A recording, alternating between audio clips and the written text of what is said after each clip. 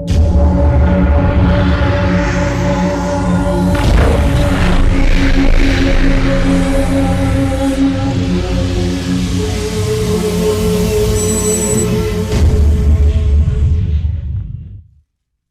warahmatullahi wabarakatuh. Halo sahabat KPHJ, dimanapun kalian berada. Kali ini dengan saya Haryanto dan saya Wanda.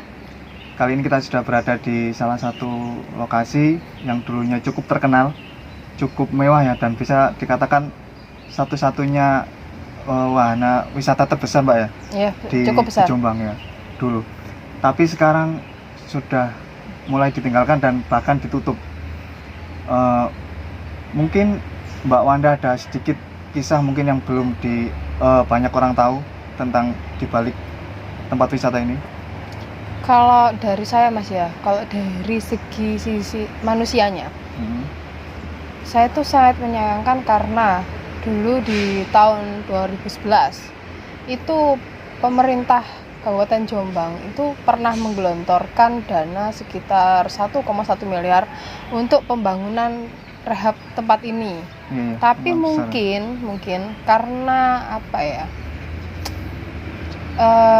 ini orang-orangnya yang tim-timnya itu yang bangun tadi kurang apa ya Mas, kalau dibilang kurang solid mungkin. Iya.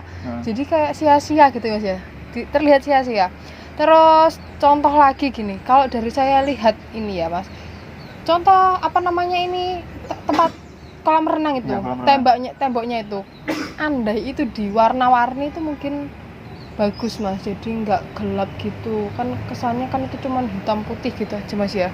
Itu kan kalau dilihat, kalau saya tuh kenapa kok gambarnya tuh kayak buaya, tapi buayanya kan andai kan itu tempat wisata anak-anak Mas ya. Kalau buayanya seharusnya ke yang agak lucu itu yang lucu gitu. Nah, kan gitu. Nah, itu kan buayanya menyeramkan ya Mas ya. Itu juga. Terus ada sosok perempuan itu. Sosok perempuan yang apa ya? Kok kayak jadi gini. Seorang putri. Ya, tapi kalau di sisi saya lihat juga ini Mas. Saya juga pernah lihat perempuan itu di sini. Tuh kan Mas Haryanto nih masih belajar. Ya, tapi kan juga ahli gambar, jadi di sini dia host juga gambar. Double job bayaran. Double job. Bayaran itu. siap. Gitu Mas. Jadi ada sosok yang narik itu, yang nanti ada di gambarnya sampean itu. Gitu. Terus itu kan dari segi manusia, terus yang dari metafisika selain itu ada lagi mungkin cerita tapi masih banyak masyarakat yang belum tahu. Nah itu, ini cuma dari versi saya juga belum tahu masyarakat sini juga sama saya atau enggak, kan saya juga nggak tahu. Ini cuma menurut pendapat saya melihat ada sebuah jejak petilasan ya kalau orang bilang, tapi kan kalau petilasan itu terlalu apa ya, kok petilasan kok sampai di kubur ceritanya, kan nggak enak gitu ya.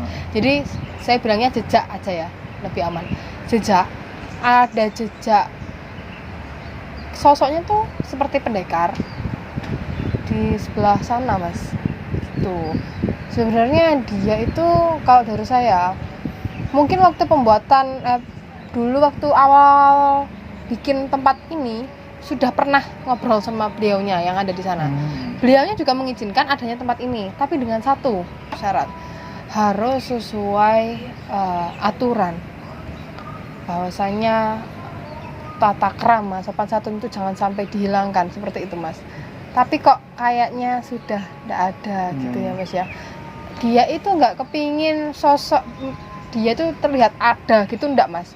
Tapi contoh gini, kan apa namanya, orang kalau punya tempat wisata gitu Mas ya, itu sebagian dananya harus ada yang untuk misalnya orang yang membutuhkan atau apa gitu, itu mungkin kurang Mas. Jadi yang ditekankan beliau di sini waktu saya coba pernah interaksi waktu malam itu beliau sempat ngobrol itu, kok tata keramanya jadi hilang, wong Jawa hilang Jawa nih Mas, kayak gitu. Menarik sekali ya Pak, pasti banyak dari warga Jombang yang belum tahu.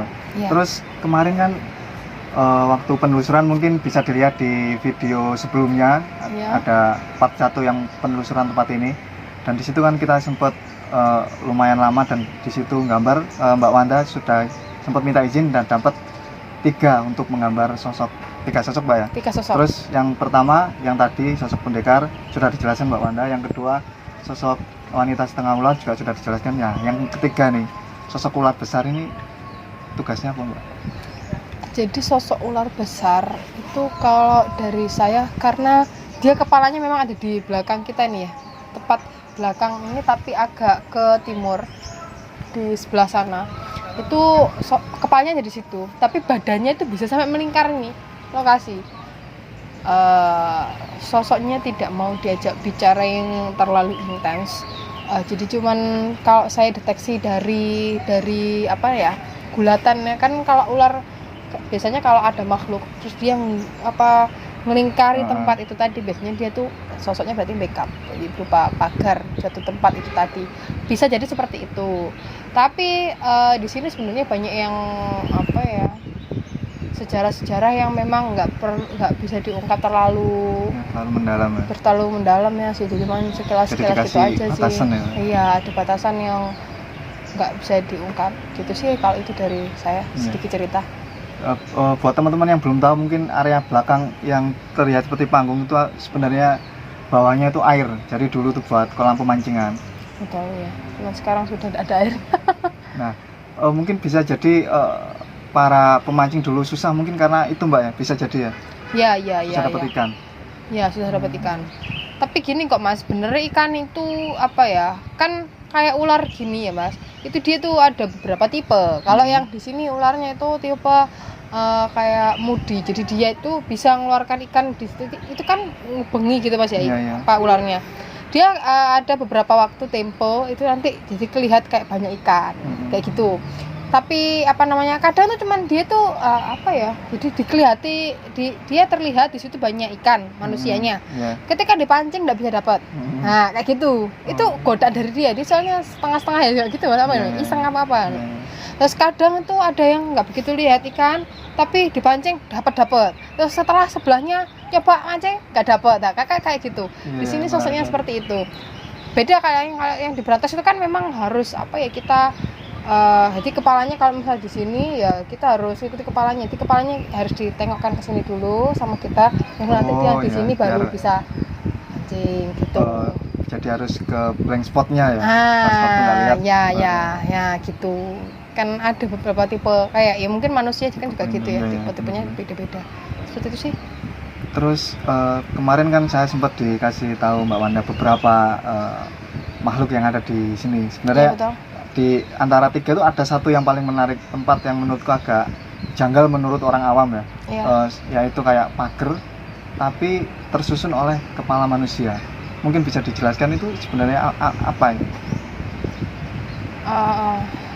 Kalau pagar dari kepala manusia itu cuman mungkin hanya untuk saya dikasih tahu di sini ada pagar tapi susunannya dari kepala manusia.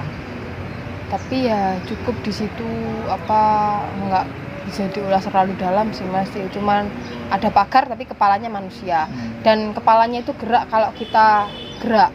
Jadi kalau misalnya kita jalan ke kanan, matanya gerak ke kanan gitu, ngikuti kita gerak matanya. Kalau ada orang lewat ya dia ngikuti orang lewat, dari mata tadi, pagarnya itu tadi. Tapi nggak bisa diulik terlalu dalam Mas, karena pagar itu kan berarti kita nggak membicarakan kepala satu orang Mas. Iya, banyak orang. Nah itu nanti gitu sih, karena kan izinnya nanti susah ya Mas.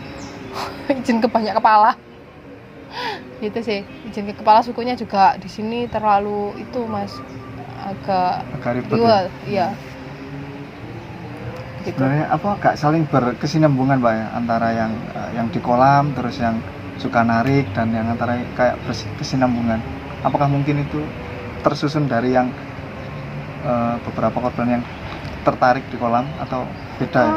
Susahnya ini Mas, kok kayak biasanya kan contoh perjalanan spiritual ke satu tempat gitu ya, yang ini pengurut pengalaman saya ya, kayak di RSUD Kertosono waktu itu kayak mereka itu ya sudah memang jadi satu kesatuan, satu keluarga gitu. Terus ada tempat khusus yang memang di situ kayak apa ya, dedengkotnya memang di situ itu gitu.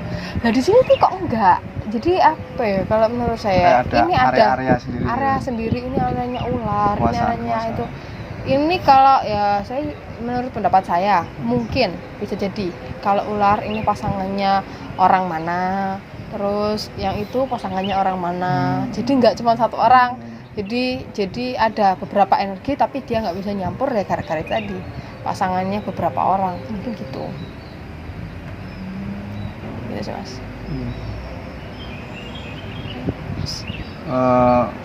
Mungkin cukup sekian ya, dari semua pembahasan tadi bisa ditarik kesimpulan kalau mau berkunjung kemanapun tetap jaga tata krama Mbak ya. Kita kan nggak tahu tempat tersebut dulunya ini ada apa gitu kan, nggak tahu. Terus sama tetap berdoa karena kita kan nggak tahu juga ya, meskipun tempat tersebut terlihat aman, terlihat ramai, tapi kita juga belum tentu bisa menjamin keamanannya. Tetap berdoa dan berserah diri.